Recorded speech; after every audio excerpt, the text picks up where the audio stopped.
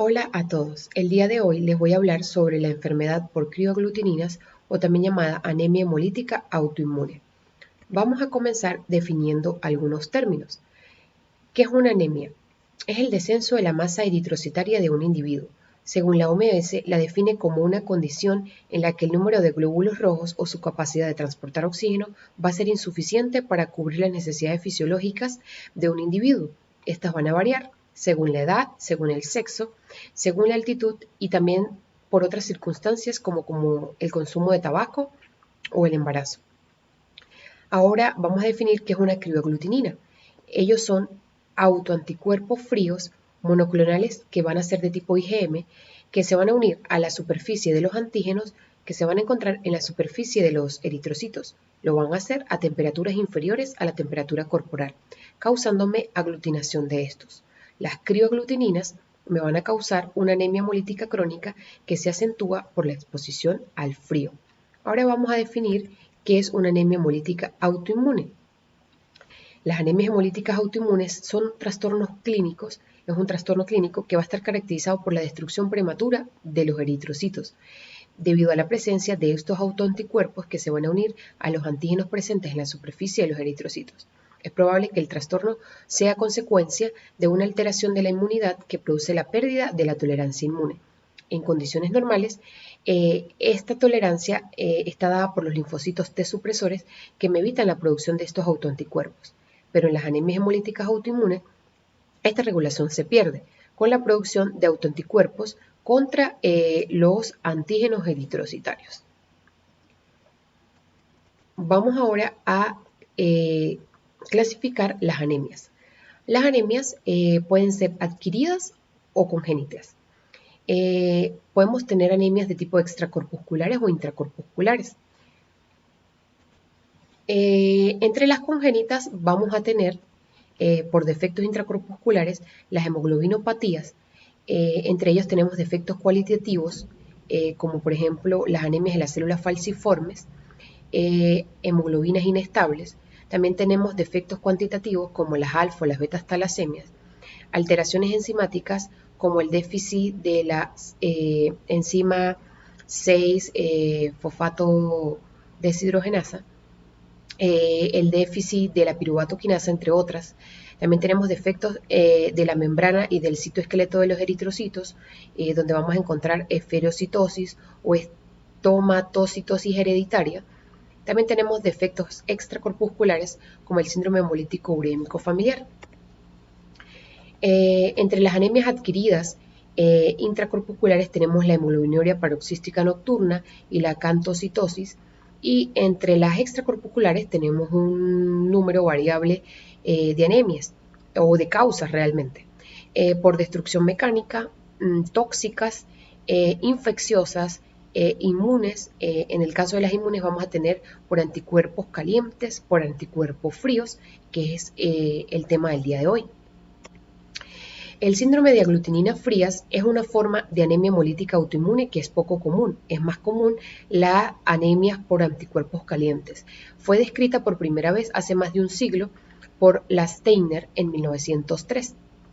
El anticuerpo de Donald y Lance Steiner es el que se halla comúnmente en los niños después de infecciones virales o inmunizaciones. La lisis de los glóbulos rojos va a estar mediada por la activación del complemento, pero mayormente va a intervenir la fagocitosis por el sistema reticuloendotelial. En la mayoría de los casos de las anemias hemolíticas autoinmunes por anticuerpos fríos, el anticuerpo que va a estar involucrado es el IgM, aunque también vamos a poder encontrar el IgA o el IgG. En la mayoría de los casos se manifiesta el anticuerpo IgM específico contra el antígeno y de la membrana de los glóbulos rojos. Entonces las aglutininas frías son autoanticuerpos IgM que aglutinan los eritrocitos de manera óptima entre temperaturas de 0 y 5 grados, es decir, en temperaturas que estén por debajo de la temperatura corporal. Según las causas las podemos clasificar en primarias o idiopáticas y secundarias. Las primarias van a tener signos y síntomas que pueden o no asociarse a la exposición al frío.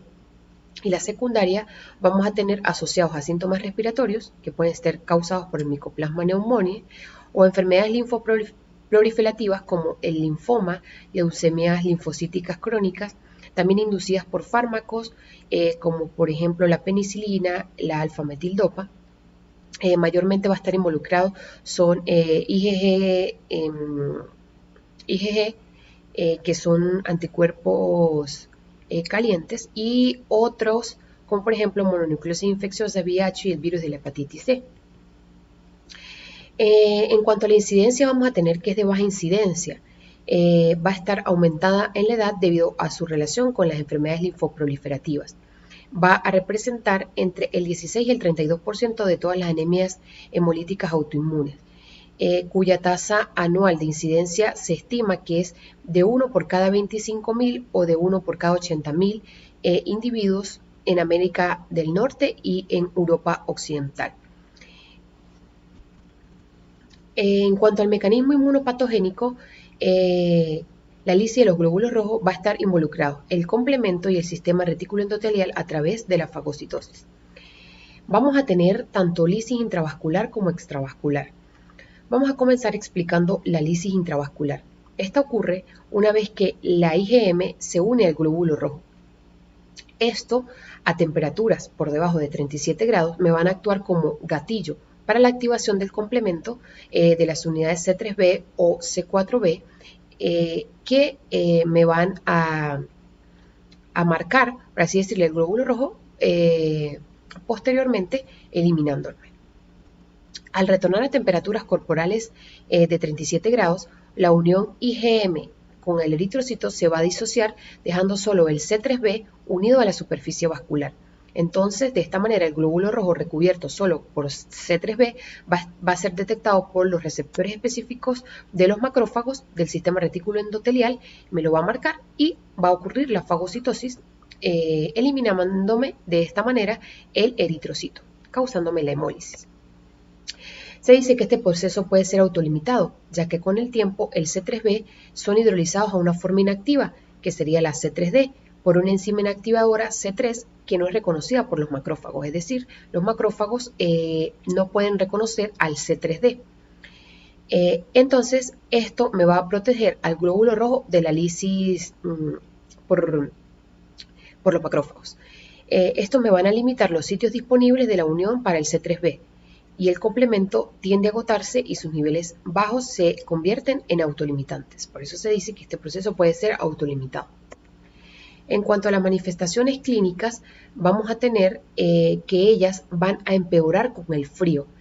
Los síntomas más importantes que podemos encontrar son las manifestaciones cutáneas. Vamos a tener, por supuesto, anemia por aumento de destrucción de los eritrocitos, que me va a superar la capacidad de compensación de la eritropoiesis medular. Vamos a encontrar ictericia por aumento de la bilirrubina, cálculos biliares por aumento de la secreción de bilirrubina. También podemos encontrar esplenomegalia por el aumento de la fagocitosis en el sistema retículo endotelial, como especialmente en las anemias hemolíticas congénitas por la eritropoiesis extramedular. Alteraciones óseas que tienen que ver con el incremento de la eritropoiesis medular.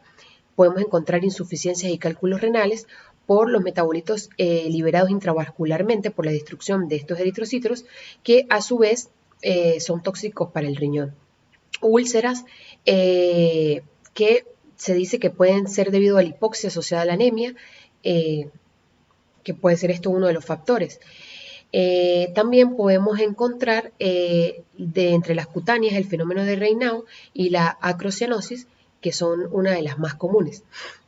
También podemos encontrar reticulocitosis, que es una manifestación constante de todas las anemias hemolíticas y refleja el aumento en la actividad de la médula ósea para intentar mantener una masa eritrocitaria en sangre periférica. Aquí agregué algunas imágenes sobre el fenómeno de Raynaud, la acrocianosis, ictericia, en el caso de trombosis, de los fenómenos obstructivos, esplenomegalia y enfermedades renales que podemos conseguir. En cuanto al diagnóstico, entonces lo más importante para guiarnos hacia el diagnóstico es la historia clínica. Ella va a recoger todos los datos que nos va a orientar hacia una posible etiología del cuadro hemolítico. La edad es Factor importante debido a que se suele presentar en personas de edad avanzada. Y la velocidad del comienzo de los síntomas también es importante para diferenciar si es un proceso agudo o crónico. A medida que se diagnostica, cuando aparece esta afectación, principalmente las manifestaciones que vamos a encontrar son en piel, en riñones o en nervios periféricos. También una exploración física detallada, prestando atención a la sintomatología específica de la enfermedad, especialmente en piel, en sistema nervioso periférico y en articulaciones. Vamos a encontrar signos como ictericia, esplenomegalia, adenopatías o signos de hemólisis extravascular. También es importante interrogar al paciente sobre la existencia de enfermedades asociadas a las anemias hemolíticas, como por ejemplo los síndromes proliferativos. Y la presencia de hepatopatías que las podemos ver al realizar un examen físico detalladamente. También nos pueden ayudar a hacer el diagnóstico las pruebas de laboratorio, que estas pueden ser pruebas serológicas de autoanticuerpos o pruebas que tengan donde vamos a evaluar la hemólisis. Las de autoanticuerpos, especialmente de IgM, como la prueba de antiglobulina directa o PAP, o la prueba de COMS. También entre las que nos permiten evaluar si hay hemólisis, el hemograma, perfiles bioquímicos o también pruebas que nos permiten descartar procesos infecciosos o colagenopatías que pueden estar asociadas. En el hemograma podemos observar la hemoglobina y el hematocrito, que estos van a estar disminuidos y estos van a depender de la severidad y la instauración de los síntomas. La reticulocitosis, que es un indicador bastante útil en el caso de en las hemólisis. El volumen corpuscular medio lo vamos a ver aumentado debido a la reticulocitosis. En los frotis de sangre vamos a encontrar policromatofilia. También podemos hacer aspirados de la médula ósea para encontrar hiperplasia eritroide. Y entre los exámenes o entre el perfil bioquímico vamos a pedir LDH, bilirrubina, enzimas hepáticas, aptoglobina, orina. La LDH la vamos a encontrar aumentada en el 80 o 90% de los casos. La bilirrubina va a estar aumentada, especialmente la indirecta. Este examen puede tener una sensibilidad del 80%. Enzimas hepáticas también las podemos encontrar aumentadas. La aptoglobina va a estar disminuida porque es liberada en la hemólisis. Y la orina vamos a encontrar hemoglobinuria y hemocidenuria, urobilinógeno aumentado, porque son signos de hemólisis intravascular, cuando la cantidad de hemoglobina liberada va a superar la capacidad de fijación de la aptoglobina. Dos preguntas que debemos realizarnos también. ¿Qué tipo de anticuerpo está relacionado? Esto para determinar si está relacionada con anticuerpos fríos o calientes y si la anemia hemolítica autoinmunitaria es primaria o secundaria. El tipo de anticuerpo puede identificarse con el uso de anticuerpos monoespecíficos para inmunoglobulinas G y C3D. Cuando los eritrocitos son cubiertos por IgG más C3D, generalmente se trata de anticuerpos calientes, pero cuando los hematíes son solo cubiertos con C3D, comúnmente está asociado a anticuerpos fríos. En el caso de las anemias hemolíticas crónicas, los pacientes se pueden encontrar asintomáticos y la hemólisis solo se experimentará cuando se realizan pruebas de laboratorio. En este escenario, pues se van a solicitar algunas de las pruebas que ya mencioné anteriormente, como biometría hemática, cuenta de reticulocitos, los frotis de sangre, donde vamos a observar algo importante que es hematías en pilas de monedas. El bioanalista podrá observar eso. La prueba de COM directa, la lactato deshidrogenasa y el incremento de la bilirrubina indirecta y reducción de la aptoglobina. Vamos a observar en las pruebas de laboratorio. La recolección de la muestra y el transporte son cruciales al realizar las pruebas de laboratorio, ya que los pacientes se les debe extraer la sangre en jeringas que estén precalentadas y tubos transportados y manipulados y centrifugados a temperaturas de 37 a 40 grados, ya que a temperaturas bajas los eritrocitos van a tender a aglutinarse. Una de las pruebas que se realiza de rutina para identificar este tipo de enfermedad es la de la antiglobulina directa o la prueba de PAP. Me identifica anticuerpos y componentes del complemento. El reactivo de COM puede ser poliespecífico o puede ser monoespecífico, que puede estar dirigido contra IgG, IgM o IgA y contra la facción C3d del complemento.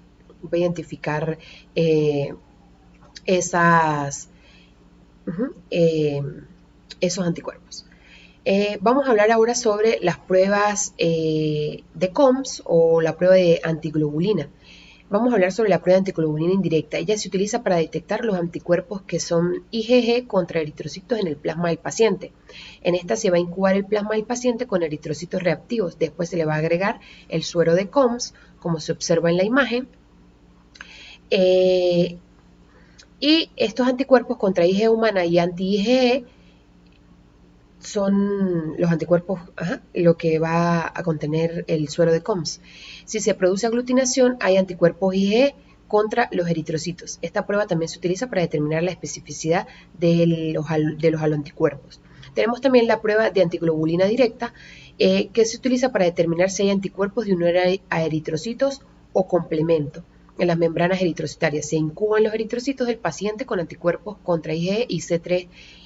Si hay IgE o C3 unidos a la membrana de los eritrocitos, se produce aglutinación y tendremos un resultado positivo. La prueba tiene una sensibilidad del 98%, así como observamos aquí. Se dice que la prueba de COM por sí sola no me establece el diagnóstico de anemia hemolítica. Para ello, debe interpretarse esta prueba con la asociación a las manifestaciones clínicas y a la evidencia de hemólisis. Podemos tener pruebas de COM negativa cuando hayan concentraciones bajas de anticuerpos IgE unidos a membrana de los eritrocitos o a la baja afinidad de los anticuerpos que son removidos por los procedimientos de lavados que se utilizan en esta técnica. También podemos usar otras técnicas de mayor sensibilidad como la citometría de flujo o pruebas de polibreno directa y ELISA que me sirven para detectar también autoanticuerpos eritrocitarios que me pueden causar la hemólisis. Entonces, la prueba de COMS es positiva cuando existe la aglutinación de estos eritrocitos. El anticuerpo se va a quedar en la parte de arriba debido a que las partículas formadas por la aglutinación son incapaces de atravesar los poros, presentando un patrón reticulado característico, como se observa en esta imagen. Y si no hay aglutinación, los eritrocitos se van a quedar en la parte de abajo del tubo, debido a la centrifugación. En cuanto al tratamiento, podemos decir que es importante mantener al paciente caliente. En casos leves puede ser el único tratamiento necesario. El rituximab es útil en casos sintomáticos. El clorambucilo y la ciclofosfamida oral van a ser útiles si la persona presenta linfomas subyacentes. En pacientes en estado crítico, la plasmaféresis puede ayudarnos. Y en caso de que el paciente presente una repercusión hemodinámica, la transfusión sanguínea pudiese estar indicada. Entre los nuevos tratamientos o manejos de la enfermedad, podemos observar que se han hecho estudios en pacientes con este tipo de enfermedades que recibieron el sutimlimab, y esto me produjo una inhibición selectiva de la actividad de la vía clásica del complemento que detuvo rápidamente la hemólisis y aumentó los niveles de hemoglobina y me redujo la fatiga. También se hizo otro estudio en 10 pacientes con esta enfermedad, donde también se observó que el anticuerpo anti-C1s mejoró la anemia hemolítica. También se usó el daratumumab, que es un anticuerpo monoclonal que va a estar dirigido, pero no en este caso contra el C1, sino contra una glicoproteína de membrana, que es la CD38, que también va a estar expresada en las células plasmáticas y los linfoplasmocitos, con la eficacia probada en el mieloma múltiple. En estos pacientes se mostró que la terapia con el daratumumab influyó en la dinámica de varios niveles inmunoreguladores de citoquinas, como la 6, la 10, la 17, el factor de necrosis tumoral, indicando un efecto inmodulador de la droga más allá del agotamiento de la célula del plasma. Es decir, que también nos ayudó al tratamiento de la hemólisis. Bueno, esto fue todo. Muchas gracias por su atención.